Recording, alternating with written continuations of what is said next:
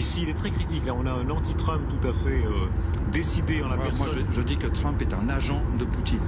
C'est aussi simple que ça. C'est un agent, il est sous contrôle. Depuis 4 ans, ce qu'il fait est téléguidé. Voilà. Ah, donc Donald Trump fait partie du FSB maintenant.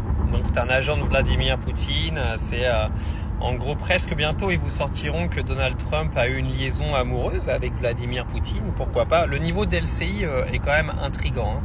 C'est-à-dire qu'en plus de faire une propagande pro-ukrainienne depuis maintenant 2 ans et demi, parce que c'est tout ce que fait LCI, ils n'ont eu aucune objectivité dans le conflit entre la Russie et l'Ukraine. Ils ont un parti pris total, un petit peu comme l'intégralité des médias occidentaux. Ben là, ils viennent vous inventer des histoires à moins de 2 semaines des élections américaines en venant vous expliquer que Donald Trump est contrôlé par Vladimir Poutine. Pourquoi ils vous disent ça? Parce que Donald Trump a expliqué que s'il était président, il mettrait fin au conflit entre la Russie et l'Ukraine en 24 heures. Il faut quand même savoir qu'aujourd'hui, de toute manière, c'est pas Donald Trump qui décide quoi que ce soit dans la fin de ce conflit. Ce seront des négociations.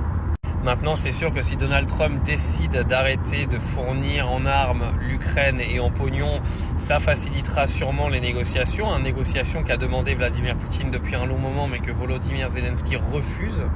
Oui, parce que ça, il vous en parle pas sur LCI, mais en fait, Vladimir Poutine a demandé des négos il y a bien longtemps. Sauf que l'Ukraine ne veut pas, ou du moins les Américains ne veulent pas, parce que leur priorité absolue, c'est de faire rentrer l'Ukraine dans l'OTAN, les faire rentrer dans l'Union européenne. Il faut savoir que ça n'arrivera jamais, parce que si ça arrivait, nous partirions en guerre mondiale, parce que la Russie ne laissera pas l'Ukraine rentrer dans l'OTAN.